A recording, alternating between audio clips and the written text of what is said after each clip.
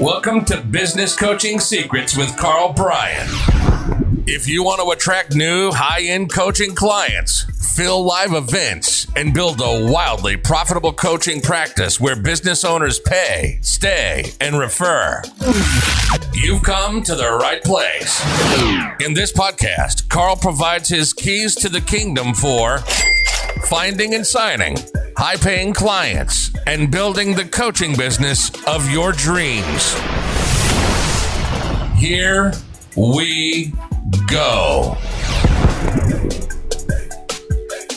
Ladies and gentlemen, boys and girls, coaches around the world, welcome to another episode of Business Coaching Secrets. It's your boy, the Road Dog, with none other than the man, the myth, the horse riding legend, Karl Bryan is back in black, baby. How are you, Shoot? Shoots, I'm good. I have to tell everybody on the pre-show, Road Dog was questioning my ability to ride a horse. And let me tell you, I gave him the red hot tip that he was a little surprised at my prowess, just quietly. And yes, I have ridden a horse, and I'm actually not that bad at it, but I'm also not that good at it, by the way. But I can ride a horse. So here you go. Shoot! So what a better way to start. I gotta ask though, bud, because you strike me like a white cowboy hat kind of a guy. Am I correct in that assumption? Black, baby, all the way, man. AC/DC out there, Shoots. Okay, listen, in the pre-show I teased for a second there on I've got a doozy of a question for you, and this is I guess we could call this Road Dog's weekly therapy. This is a new section in the podcast. Why not?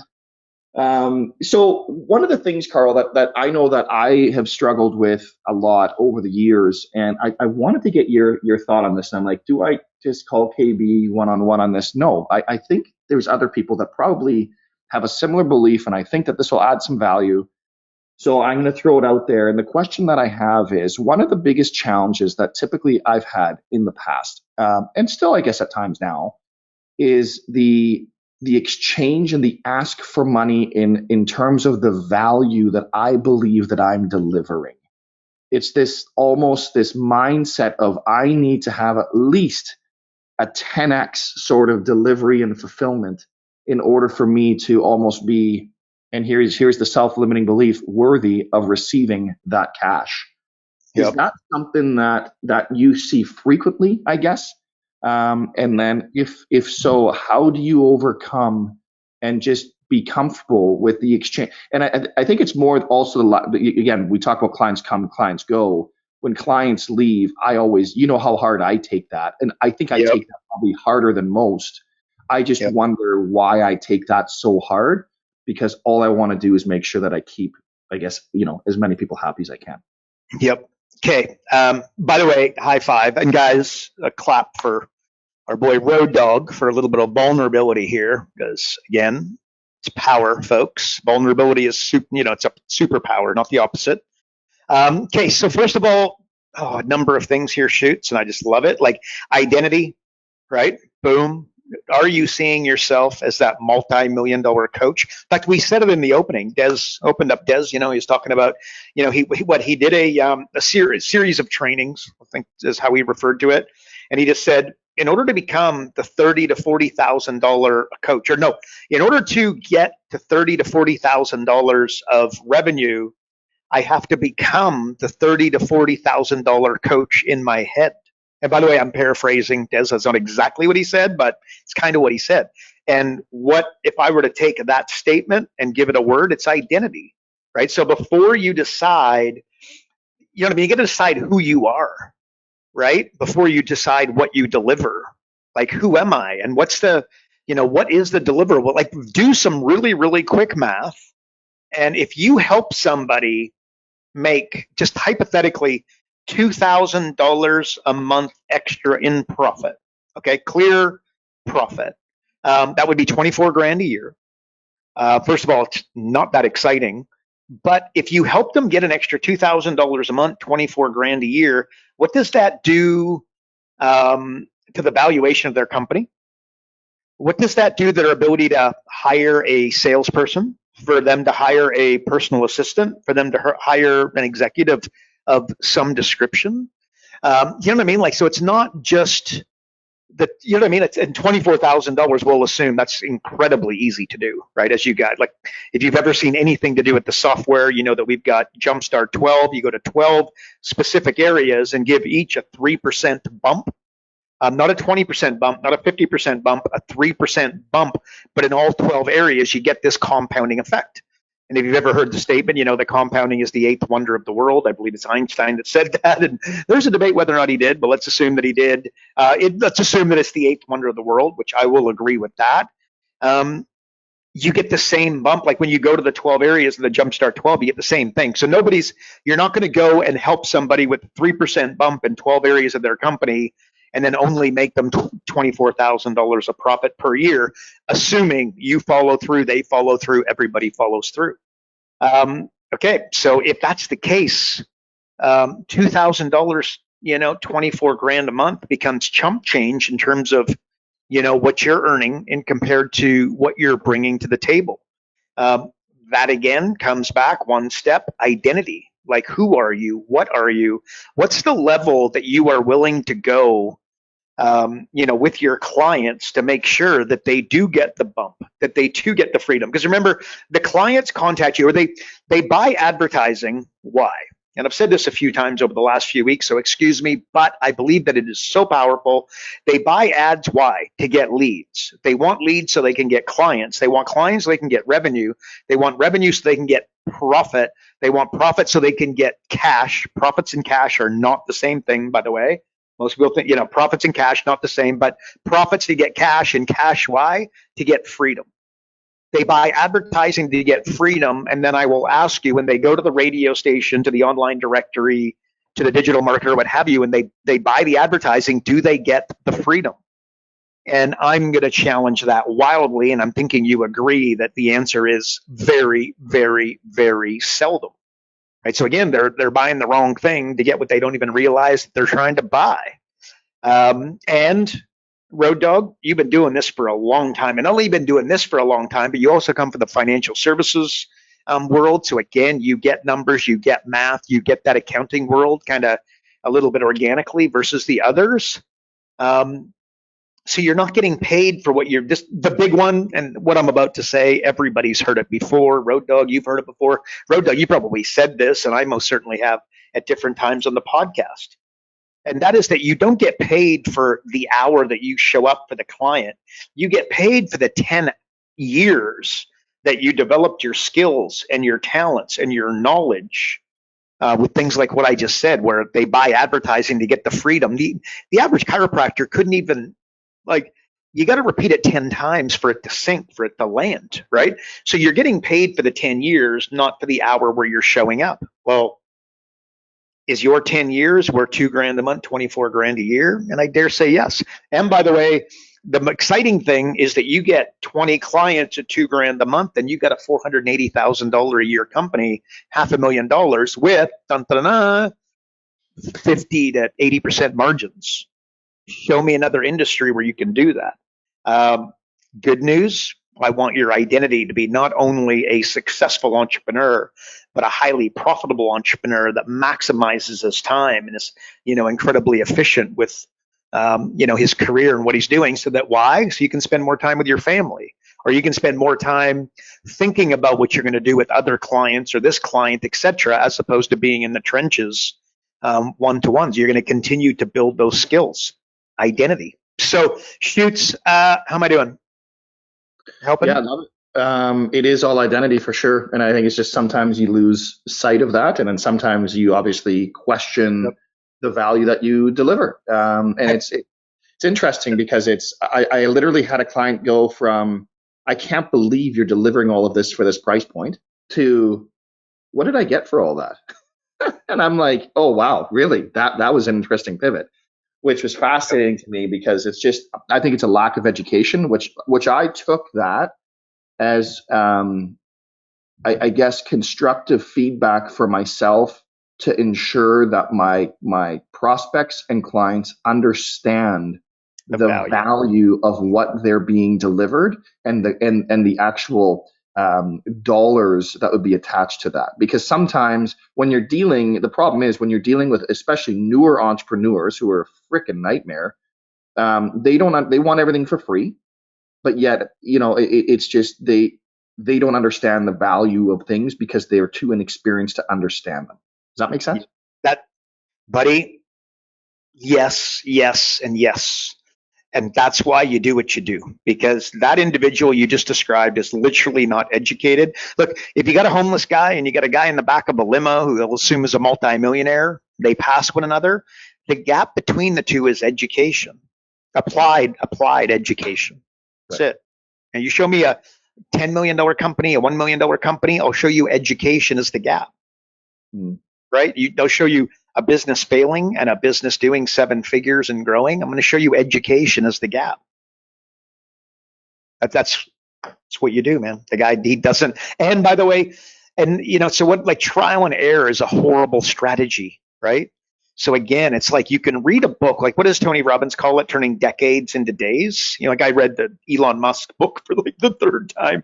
I'm going back through it. I've become a little obsessed with this book. My wife's like, the thing looks like it's been tattered and dropped, that it's been in the rain. It's been all over the place. But it's like, oh my heavens, just what you can learn when you read that book, not to read that book, but to learn and get inside of Elon Musk's head. It's like, oh my heavens, right? The chiropractor doesn't want to read Elon Musk's book 3 times, the same 3 times, the same way, Shoots, the way that you don't want to go and learn how to crack backs and do chiropractic magic. That's his job, right? But your job is to teach him the business stuff. And his job is to understand that, you know what I mean? That, his job is to understand the magic of cracking a back and how to do it. Your job is to help him with the business stuff. He's not going to go, if he goes and studies the business stuff, then he's not studying the back stuff. I don't know. Is that a good idea? Probably in some cases a little bit, but certainly, that's, he's significantly better. If I'm his client, I don't want him, reading Elon Musk book. I want him reading, Chiropractor Today and getting tips and tricks and hacks and reading success stories of people going from, being in a wheelchair to walking across the stage. That's what I want my guy reading. You know what I mean? So that's my answer, Shoots. But I love the vulnerability. Well done. I love that they're hiring the guy that read the Elon, let's just use that as example, the Elon book, because they don't want to. Like how many industries are out there where they like, again, financial services, the same deal. They'll teach you, well, it's a whole bunch of nonsense really, but they'll teach you all the things, right? But tell us how you really feel. Right? Oh, jeez. They teach you how to be not even a good salesperson, but anyways, it's just they teach you all the ins and outs of financial vehicles and everything else, right? What they don't teach you is how to go out and get prospects and how to nurture them and how to turn them into clients. They don't teach you that. And how many can I challenge that too, though? So I agreed. High five, right? But do they also teach you things like old money equals never sell? No, they teach you how, do you know what I mean? Like, do they teach really like legit, because let's face it, what they're teaching you is what's conveniently benefits them. You know what I mean? It's not really what benefits your client, like mutual funds. Hello. I love those. There's some commercials going around. I don't know how far and wide they're going, but it's just talking about investment vehicles where, they're talking about the fees and what those fees add up to over a decade, over 2 decades. And, it's a young crowd of 25, 30 somethings. And they're like, wow. And they're like, well, if, you know what I mean? Like if we're not, basically if we're paying the fees, my gosh, it's costing us hundreds of thousands of dollars over 10, 20 years. And I'm trusting these people and that's what they're doing without educating me. Well, that's pretty disappointing. You know what? I'm going to change services. It's very, very clever the way they're doing it. So, well, the funny thing with that, Karl, is also there's lots of studies, of course, that these financial planning firms come out with of the value of advice and how much more they're actually making in their investments because they have an advisor, which is fascinating to me because 99.999% of the industry will put on a smoke screen and sell you some BS financial plan, which is only a plan to sell you more crap. Yeah. Is really all it is. Right. Buddy, when you really understand that it's criminal. Oh, it is. But see the financial, okay, let's go back to your first question, right? Your initial question. The financial planner knows that and then wonders why they're not doing very well, because they know what they're not, you know what I mean? They're not really looking after their client. They're looking after their boss, and they're making this $100 billion company more money instead of helping this family man retire 10 years early. That's the truth. What does that do to your identity? Now you're out of alignment, and you tell me how well you're going to do 2 years into your career. Light it on fire, right? Fair. I feel like I'm getting a therapy session right now. Let's keep going. On the couch, Shoots, on the couch. It is pretty wild though, right? When you do think about that. So no, that is interesting though, because again, the big piece as well is when we come back to the business coaching or whatever it is that you deliver. As an entrepreneur, we do not get paid for our time; we get paid for a result, and that's all it is. Yep. They don't care to sit with you for 5 hours, 10 hours, 20 hours, because that's the one thing that lately I've been looking at. Man, I gotta add a couple weeks onto my program to make it really valuable. No, they don't give a crap about the amount of time they spend. The opposite. Elon Musk was here, he would say the opposite. He'd say, how can you cut 2 weeks off and get better result? With 100% certainty, that's what he would say. With 100, and then once you did that, he still wouldn't be satisfied. He'd be trying to cut an extra couple. He's like, how can you just do this in an hour? Right. And then how could you just do it for him? Right. Exactly. But that's my point, right? Like, what is the result that you ultimately want to deliver, which at the end of the day is going to fix a major pain point that they have, right? And then what can you charge for that? And then how often can you deploy that to fix that problem for as many people as you possibly can? Yep. There we go, Shoots. So, okay, now we talked of Elon. So again, I hear last week was like Zen hour. So enough of that nonsense. Game time, Road Dog's back. You talk of, again, you look at Charlie Munger's probably the number one name that you continuously talk about, and then Buffett and Elon and your boyfriend Bezos and all the other guys that you typically go yachting with. So anyways, can you consider them what, mentors?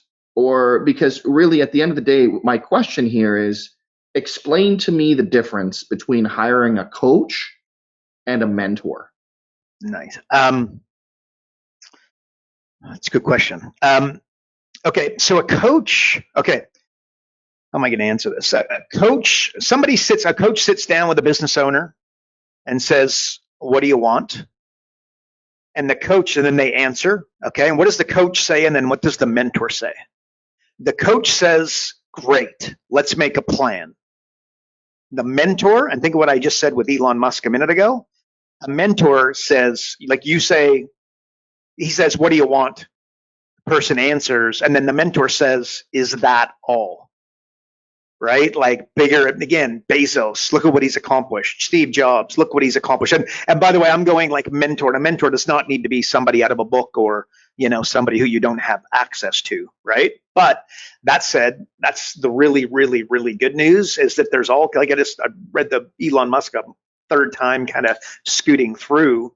Like I've read the last chapter like 3 times and I'm just like, really, well, maybe even more than that, but like really going through and like digesting, how did he end it? Why did he end it like that? Why did, what I mean? Really asking myself some questions, trying to get into Walter Isaacson's kind of head too. Like, okay, so this is the way it ended. This is the last sentence of the book, just trying to get in there. But I believe that is like, getting mentorship from this book, but that in no way, shape, or form does that mean that, again, your mentors can't be people you're with, right? But look, bigger future makes the here and now easier to stomach, right? So if the goal is Olympic gold, waking up for training is like literally automatic, right? If the goal is to lose 5 pounds, guess what? It's freaking monster battle and you keep hitting the snooze button, right? So solution, make the goal monstrous. And then, by the way, place a date on it, but make that goal really, really big. And all of a sudden it becomes easier to get over those speed bumps, right? So solution, you want to lose weight, you want to get into shape, go put your name down for a 10K run and pay for it and like book it. And if it involves flights or it involves whatever, and by the way, get a friend to do it with you. Boom, bingo, bango, bongo. Or enter that's not your thing, right? The 10K family run, the Spartan race, I believe it's called, right? Tough Mudder, I've done that. Marathon road dog, right? And he's done, he's done multiple marathons, but like he's training for a marathon, right? When you know that the marathon is a particular date in San Diego, just magically, guess what? Road dog is finishing a little bit earlier, waking up a little bit earlier, going to bed a little bit later. He's getting his miles in. And by the way, suddenly pushes the Coke aside and pulls the water close, pushes the beer aside, brings the water close. You know what I mean? Or enter yourself into a bodybuilding competition if that's your thing, right? And maybe it's not your thing. Maybe it is, right? But training becomes easier. And the same goes in business, right? A mentor says, is that all? Well, you know who a really good mentor for you is? You, the bigger you're you in 10 years. What does he look like? What does she look like? What's the goal? What's the dream? What's the bigger picture, right? And by the way, so hang on. So last week I zen out a little bit there. You said something about Zen, and I basically just ran with it.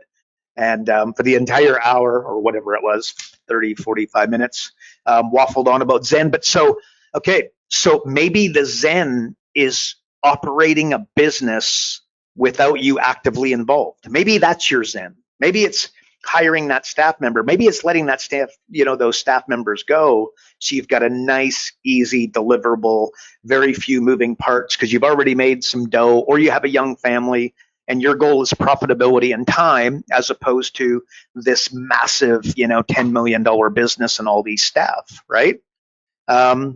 So, and by the way, like your ideal client, right? Your ideal client, your ideal mentor, the person you want to be guided by is you 5 years, or your client is you 5 years ago, and your ideal mentor is you in 5 years, right? So me sitting there reading Elon Musk's book, is a little bit like, how you doing? There's an insane amount that I am learning from that book. For me, sit here and tell you that I want to be Elon Musk, I would not take on that man's problems for any amount of money in the world. No way. But I can tell you, sometimes, actually, let this land.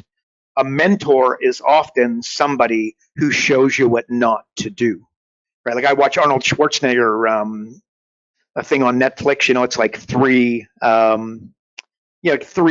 whatever show series. Like in the first one is him bodybuilding. The second one is him as a politician. And then, the first one is a movie star. The second one is bodybuilding, movie star, and then politician, right? I think that's the way the show goes. But I'll tell you that if you watch that, I will show you a guy who accomplished an insane amount. When he did something, he did it at 100 miles an hour. But I'll tell you, I don't know if I would want to sacrifice what he sacrificed to get what he got. And by the way, guess what? This is not, that is my opinion. That is where I'm at. Somebody listening might think, no way, Jose, man, my name's in lights. I want the statue of me out, in front of the building, and God bless you. But what I will tell you, groundedness of a grandfather, right? That's where I think you ultimately want to get, where needing nothing attracts everything. And we talked about that for almost an hour last week. Water off a duck's back. But that's not that's an easy thing to say. That is an insanely difficult thing to live, in my opinion, right? And I think that using that as because Bezos, he's made enough money, like it's water off a duck's back because he's accomplished so much, and he's got the yacht and the beautiful new fiance to do. Is that that's his thing? That's how he got to where he wanted to be. My question is, where do you want to go? What's your Zen-like existence? If that's $100 million company, if that's $1 billion company, if that's a $1 million company, whatever it is, set it out and go. But yeah, don't. You 5 years ago is the person that you want to be, kind of attracting as your mentor. And by the way, you 10 years ago is totally fine. Is totally fine. But I don't think that you want somebody 20 years ago and then calling that person your coach, calling that person your mentor. And by the way, necessarily attracting them. That might not be, and it may be, but that might not be the best frame for you. So I don't know. That's the groundedness of a grandfather. I think the power of that is insane. So I'll leave it there, Shoots. But yeah, that a coach says, let's make a plan. And then the mentor says, is that all? Really, really pushes you. And I think a combination of both is probably a good mix. What do you think, Shoots? So, okay, so what I'm getting from this, like, so I'm imagining you're reading this Elon book, and you're probably sitting there kind of thinking like, wow, I didn't even consider that mental model, or I didn't even consider even that, just that level of thinking.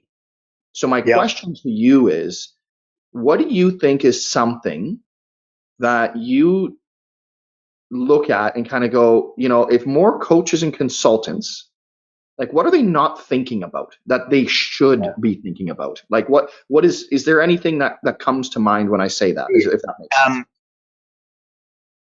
Yeah, I just look, okay, Elon, for me, it's just higher level thinking and then multiply that by 100, if not 1,000. I mean, again, he's trying to get people to Mars, right?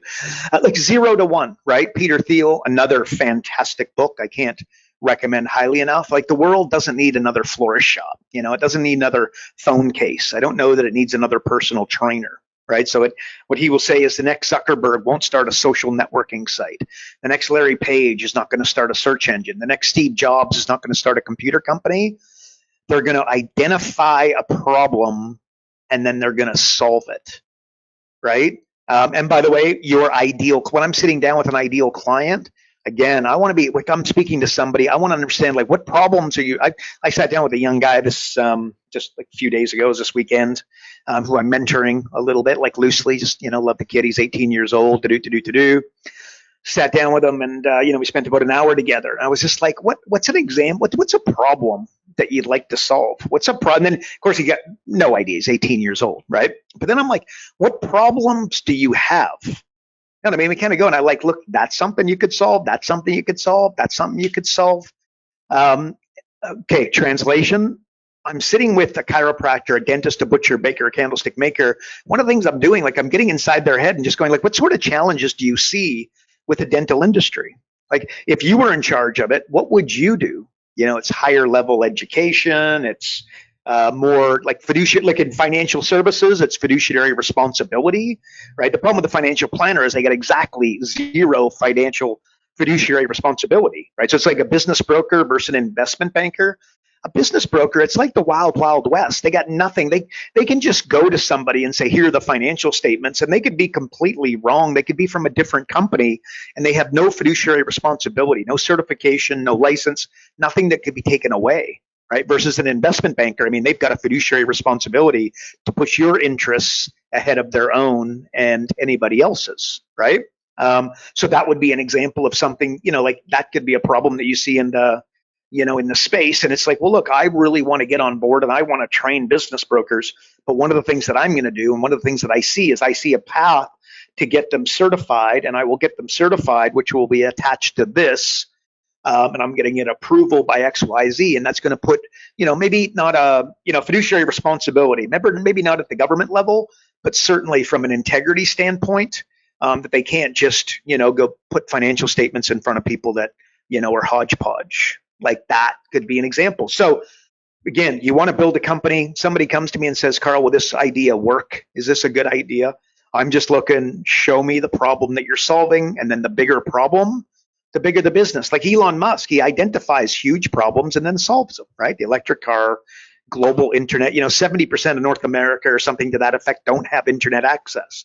That blows people away when I say that. But just think the last time you did a cross-country trip, how, you're in the mountains and whatnot, guess what? No access, right? So he's trying to solve that. Imagine what that's going to do for real estate when you all of a sudden could go and live out, out in the woods, and have access to phone, internet, no worries. I mean, I don't know. I think that changes things a little bit.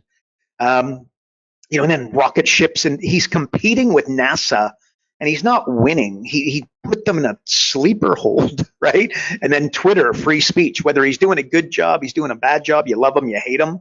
At the end of the day, you'd be crazy not to take a step back. I think if you're a business coach, a business consultant, somebody looking at helping people and mentoring people and advising people and coaching people to, build big companies and successful companies, I think you'd be crazy not to look at what Elon Musk is doing in his approach and then, take something away, learn something. Whether that's something what not to do or that's something to do, I'll leave that one with you. But I think it's very Very powerful. And again, at the end of the day, just an alien trying to get home is the way that I've described him for a long time. And I'm pretty sure I heard somebody else describe him that way, but that is the way that I describe him. And reading that book just reinforced that he is just from another planet. My heavens.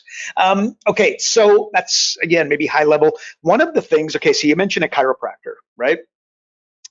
I want to take service. Coaches and consultants aren't thinking, this is a problem that I like to solve. I want to take a service and turn it into a product, right? So like 10 years ago, we took consulting and coaching and we turned it into software.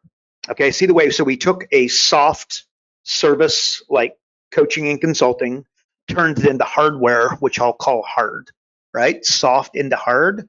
You're working with a chiropractor. I think you want to be framing something up to say, okay, well, you're cracking backs. The first thing that I would say to a chiropractor is, what do I buy from you for 10 grand? Very seldom going to have an answer, and then I would box something up so that they have a product that they could sell for 10, and then once they build the $10,000 product, I want to then go to a $25,000 product. And how are you going to do that? You're not going to do it with the person. The person can't come, you can't go to the chiropractor every single day. Like, that's not necessary, nor probably a good idea. What you got to do is you got to box something up, and same thing. If I'm a personal trainer, you're going to come see me 3 times a week, but I want to box something up so that you're buying something from me worth 10 grand. And I can finance it and you can pay it off over a period of time, or I can use third-party financing. But for the personal trainer, I want to create a product. I don't want to be time for money where I'm, call it $50 an hour. And when I show up, I get paid. And when I don't show up and you don't show up, I don't get paid. I couldn't think of a more horrific business to operate than that one. In fact, what I just described is somebody who is about to pay you for 3 months and then stop. That's what I'm describing, right? Because they just can't afford it, right? So shoots, that would be a few things that I'm thinking about. I love the 0 to 1 kind of 0 to 1, hugely powerful, high level thought, in my opinion. Okay, so let me ask you then, and this is, I guess, out there, because we're talking about obviously building a successful business. So when it comes to success, is there sort of like, God, it sounds so like an ultimate hack? You know what I mean? Like, it's just sort of like a really, but is there anything? Cut in line, yeah. Shortcut. Right? Yeah, anything? The ability to, okay, so here's something from an email some time ago, but so if give me a room of 100 people and I say, what's the ultimate hack for success? There's some experience, money, resort, blah, blah, you're going to get all kinds of answers like that, right? Network, contacts, your network is your network, blah, blah, blah, blah. Like, these are the types of things you're going to hear, right? The ultimate hack, I guess that's it. The ultimate hack is the ability to see the entire playing field. It's like Wayne Gretzky always talked about. Wayne Gretzky didn't skate to where the puck was. He skated where the puck was going. And then guess what? He guessed wrong a lot. But the more he did it, the better he got at it. And apparently it worked out pretty well because he's the greatest goal scorer of all time, right? So, like this critical thinking. It's, like recency bias. Right. So whenever something comes across space, let's think of COVID 101, right? Remember, we were just like, oh my gosh, like my best friend, these people that I care about, these people that I know, they've totally lost the plot, right? Well, just like a lot of recency bias and a bunch of others, by the way, factored into that, cognitive dissonance, etc. You know what I mean? Like, it was just a little bit nuts, but it's just because something's right in front of you in the here and the now, it gets overvalued. That which is, okay, Charlie Munger, that which is immediately available to you is overvalued, is what he'd say, right? Rest in peace, by the way, Charlie Munger. So like recency bias, by understanding it, it allows you to rise up a little bit and think critically instead of, just assuming X, Y, and Z. Like TikTok, my heavens, this is so bad for society. Like, what's on TikTok? And by the way, my daughter seems to find her way. She's 10 years old and finds her way on TikTok far too often than she should. Like, there's 2-minute clips. She's, you know what I mean? These kids are going to grow up and be like darn goldfish, right? Like in the day, we used to watch 30-minute shows and 2-hour movies. And like nowadays you see people aren't going to the movies. They're watching these darn 2-minute clips on TikTok, one after the other, after the other, after the after. And the algorithm is so good that it just knows exactly what you react to. So it just keeps putting better and better and better content in front of you. And that's machine learning, by the way. Remember, machine learning is the power behind AI, where it learns and it learns and it learns and it learns and it learns and it learns. So you watch the entire clip, or if you watch like 10 seconds and then click off, the machine learning gets a bit of a feel for what it is that you look at, what it is that you like. Like if you go to my Facebook profile and you were to scroll through my newsfeed, you're just going to see business advice and growth and development. Whereas you go to others and you're going to see some horrific experiences, because like I have taught the algorithm to basically put that kind of stuff in front of me, right?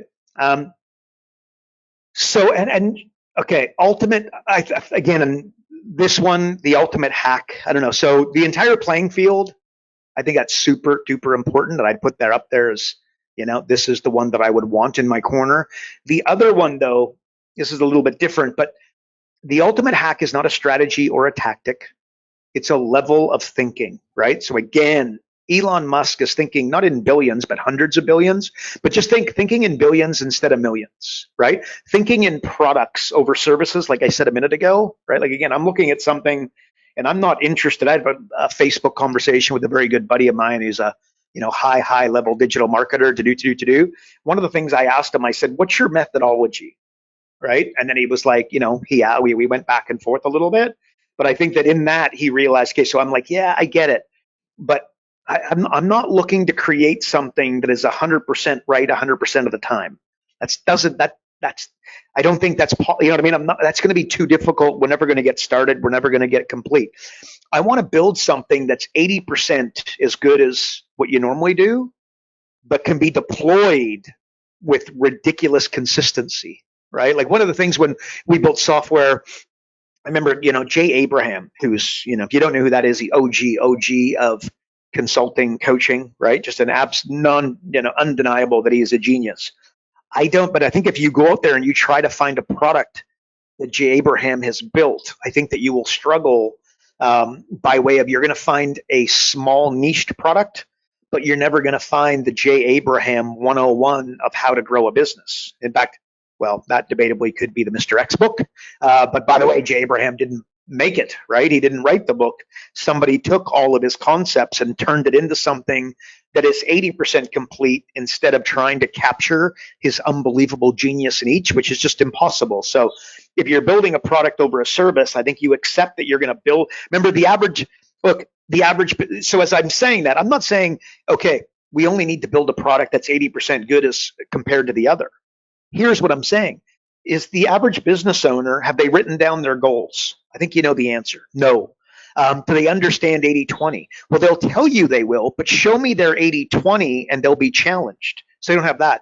Show me their market dominating position. Show me their unique selling proposition. Don't have it. So by putting something into them in bite-sized chunks that they can actually deploy a little bit. Remember, we get the bump with a 3% improvement in 12 areas. Not 100% improvement in each of the 12 areas. Otherwise, we'd never get going. It's really, really easy to create a bad upsell. It's really easy to create a bad market dominating position, neither of which they have. It's really, really easy to go to their P&L or their credit card statements and help them shave 3% off of. You need to get 3% better at controlling costs than what they're currently at. So easy to do. Right? So upsell, downsell, cross-sell, et cetera. So by creating the product, I believe that you can, get more and more people started and on the path, and then they can go to the genius level 100% solution. Do a good job. But anyway, so, okay, what did I say? Thinking in billions over millions. I was talking to a buddy of mine over the weekend. I asked him about methodology, and where I was going is I'm trying to get inside his head and then go, how can I turn what's in your head into a product, into, more specifically software? That's what and so my question is, what's your methodology, right? And then it's like, okay, well, here's one of mine. Here's another one of mine. You got something similar. He spits over his, right? And I'm like, okay, now I can chew on this. This in my head, I can see this becoming software. And here's how I do it. Thinking in solutions over problems, right? You give me a problem, You get it with the young guy I was mentoring on the weekend, right? He's 18 years old. He showed me a problem. I go, give me 3 solutions for that problem. He's like, I could see it, just completely different conversation. I mean, it took him some time, but he got, and by the way, I show him where to see. I show him where to look, but not what to see. I didn't tell him what the solutions were. It's very important that he comes up with them, not me. Now he owns them, right? And then he gave me another problem. I said, what's 3 solutions for that? Once again, he looks up, he's thinking, I can see, he's like, the hamster wheel is running. He had the problems, but he didn't have the solutions. And I'm like, yeah, and one solution isn't good enough. I want 3 of them. And then I want the best one, So thinking solutions over problems, it's like AI, right? Like AI, ridiculous not to call it powerful, right? Like my heavens. Here's one of the challenges that I see in the way people are using it, understanding it, not understanding it, is that AI will give you 50 solutions, right? So I'm watching the movies, right? I'm watching a movie, and then it's like, well, what movie am I going to like?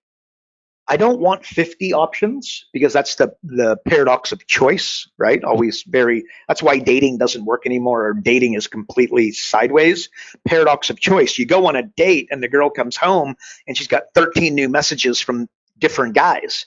She never had time to digest whether or not she actually enjoyed that individual or gave the guy the chance to, build some inside jokes and a little bit of extra rapport, etc. Right? She's off with, a guy with a better car, better looks, whatever. So paradox of choice. AI, I don't want 50 options. I want 3 that are really, really, really, really good. That's machine learning component of it. So I'm not looking for 50 ways to control costs. I'm looking for the best 3. I'm not looking for 50 market dominating positions. I'm looking for the best 3. And then ultimately the best one. That's the magic of AI. So data, is incredible. Like AI is effectively data. Spit out as a product, let's say. Don't know if I'm describing that quite as well as I could, but no doubt, hopefully you're getting the idea. But again, I don't want the 50. Your client doesn't want the 50. I don't want the 50. Road Dog doesn't want the 50. The guy watching the movies doesn't want the 50. The guy picking the music doesn't want the 50 on Spotify. They want 3 awesome ones, right? There's the magic of AI. That's the magic of AI. So, Shoots, ultimate hack. I don't know. How did I do? Ability to see the entire playing field, and then just, a level of thinking, which we talk about this all the time on the podcast in different ways. It comes out in different packaging in different ways, but that, thinking in billions instead of millions, thinking in products over services, thinking in solutions over problems. And by the way, it's like you didn't fail, you fell down, right? Like the 18-month-old. You get a little bit better, a little bit better, a little bit better, a little bit better. Don't expect to hear this and then go, oh, I'm going to start thinking in billions. Oh, I'm going to start thinking in products. Oh, I'm going to start thinking in solutions. Look, if you double a penny every day for 31 days, you end up with $10 million, right? Compounding, a little bit better, a little bit better, a little bit better each day. So discipline and consistency around that.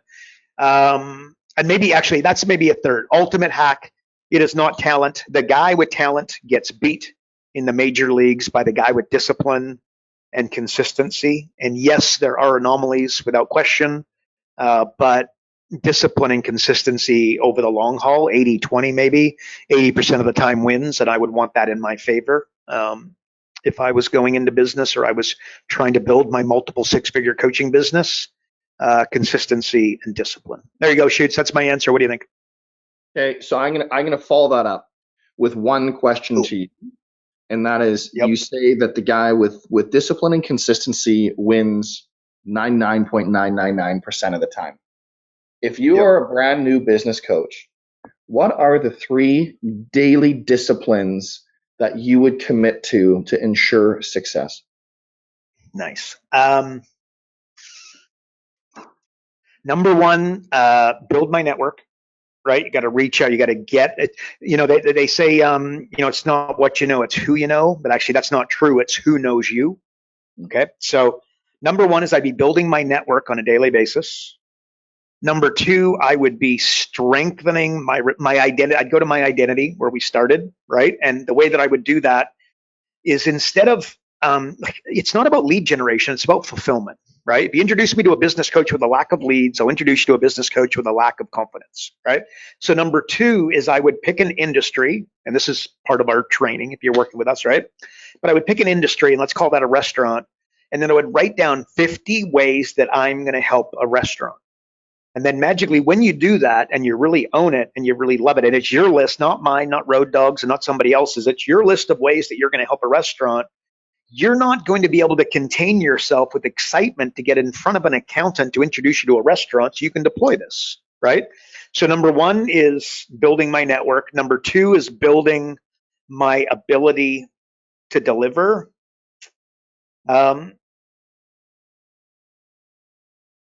And number three, I think I would paint a really big. No, actually, you know what number three is? It's a list, and again, we could put 10 there, no doubt. But I'm trying to come up with the best three. It would be my why, right?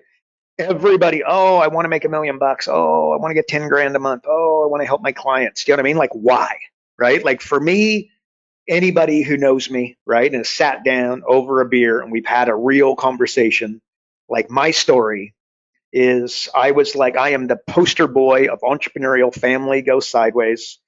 My brother committed suicide. My mother drank herself to death. My father has to live with all of that to this day.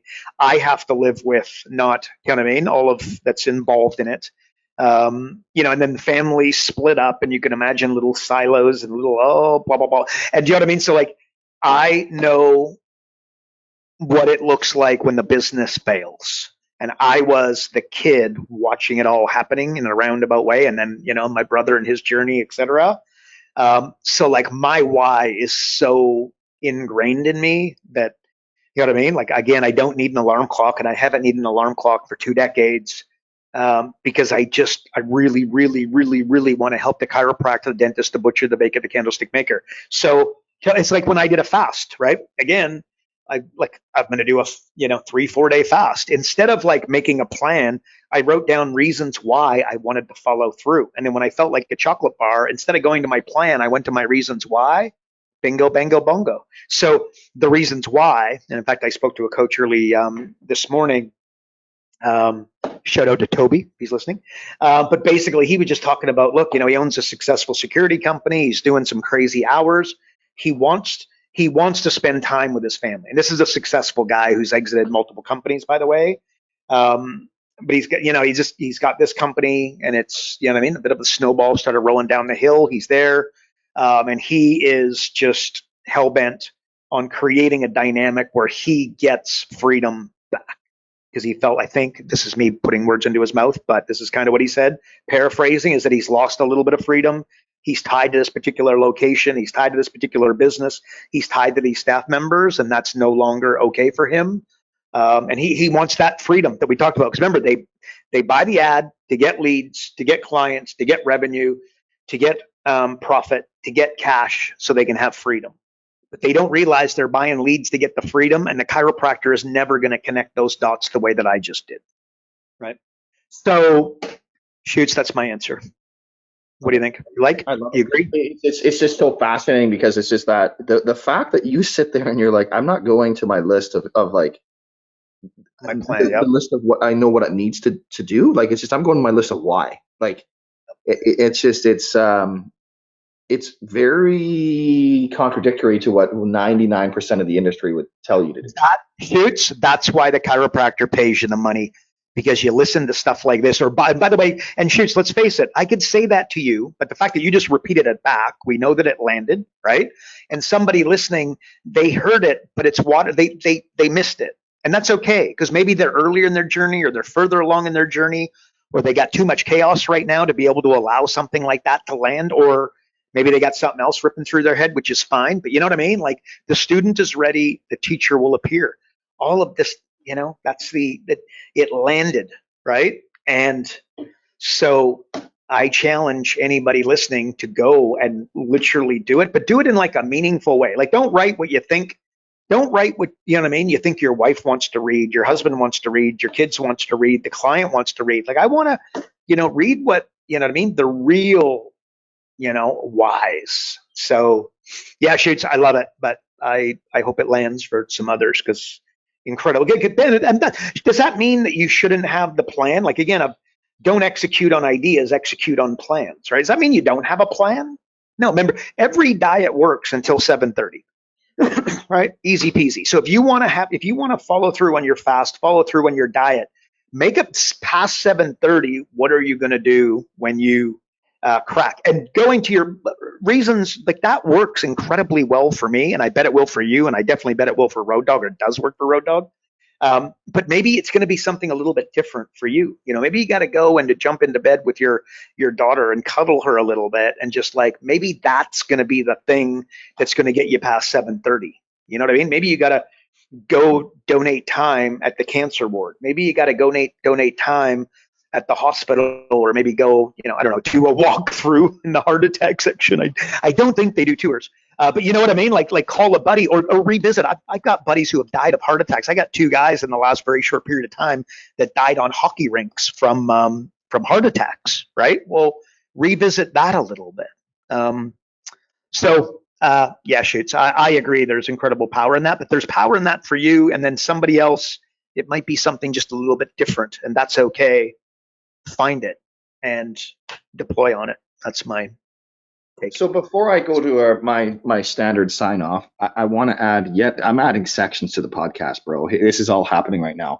I want you, and this is going to be a weekly thing now. I want you to end what is in the last week, what is something that you have either learned or has come to your awareness as your biggest aha over the past 7 days? My biggest you know what? Today, well, let me tell you something I did literally not long before this recording. I've got a buddy, Darren Hines, shout out, a very, very good friend. May he rest in peace. But he passed away a number of years ago. He's 28 years old, a day after his birthday, by the way. So he was almost 27, which would have been very fitting for this individual, because Heinze was a nutcase in the best possible way. Him and I were incredibly close, and I just, because I often, like my mom and my brother, drive me at a real high level. It's kind of a 101, right? I think for anybody who's lost a very close family member, that would drive them a little bit. But, I just went, I was like, wow, life is short. Life is short. You know what I mean? And you're not getting out alive. And the stress and the anxiety and the issues and the this and the that, it actually comes a little bit, Shoots, and I talked about this last week, but letting go, you know what I mean? Like letting go of those beliefs, letting go of the belief that you've got to do X, letting go of the belief that, you got to do things. And you know what I mean? That's like status as an example. Some people are too driven by status and social standing, etc. And by the way, it's a mug's game, because you can never accomplish it. Right? Like anybody who's been out there and bought a Ferrari, I assure you, you bring it home and it's like, is that all there is? And believe me, people don't give a rat's backside. And quite frankly, it can work a little bit the opposite direction for you. But I just, it's just letting things slide a little bit. And I last week, literally, you posed that question to me about Zen, and I had no plans of talking about, Zen for the entire podcast, but I did. And I just think it out. And by the way, if I got it worked out, you have no idea. I absolutely, positively have not. You know what I mean? I think, a high level achiever, and that is wonderful. But I live in the future. If you are a high achiever, you live in the future, right? If you're depressed, you live in the past. And by the way, where do you want to live? You want to live in the here and the now. And Christmas time. If you want to slow down time, give it your presence. If you want to give your family the ultimate gift for Christmas or for their birthday or for any one day, give them your presence. So, a really, really good idea is give this moment, give your family, give your friends, give your loved one your time. Because my buddy Darren Hines, he doesn't have that option. And by the way, and part of what I did, I actually found his mom on Facebook this morning, and that was kind of the excitement. Rosalind, so I can't wait to connect with her. And I just, I want to just, I sent her a couple of hearts, and I'm hoping to connect with her. And that's pretty fresh. That's real right now here. And this is a very close guy, man. And he passed away way too long ago and too early. And he would have crushed it in life, man. Much like my brother, he was just a big, you know what I mean? He was a goon, you know, he's a hockey player, you know, hockey, right? You know, the one guy gets paid or he's on the team because he beats everybody up. That was Heinze, although he was a very accomplished hockey player, but he was, you know, the goon. Called him Heinze. Anyway, so there you go. I don't know, Shoots. I don't know. That's probably not what you were going to, but maybe. Cool. Like, life is short. And now my I guess quick follow up. How would Heinze feel that you know, his buddy Karl is sending his mom hearts? I don't know if he'd be okay with it. It's a good question, Shoots. Right? So there you go, Shoots. Just you know, listen, if you're one of Karl's boys, just watch out. KB's coming for your mom. So there's that. Oh my God. And that's how we're going to end it. You see, we went from Zen to full on blast, like roast mode. Like this is how it happened. So there you go. All right, folks. Well, thanks for tuning into the roast of Karl Bryan and another episode of Business Coaching Secrets. And if you're not on the inside and getting access to the pre-show, or you aren't getting Karl's daily emails, or just want to know more on how you can grow, scale, and just build a kick butt business coaching practice, visit focus.com and subscribe today. And again, if you enjoyed the podcast, please share it, obviously, and please like it, review it, do all the things, as obviously we want to get this message out there to as many folks as humanly possible.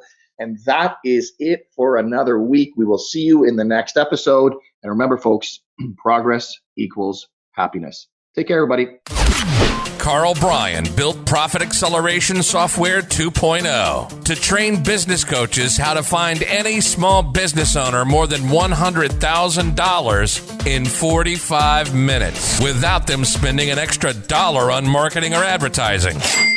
This becomes a business coach's superpower. So as a business coach, you'll never again have to worry about working with business owners that can't afford your high-end coaching fees. Check us out at focused.com.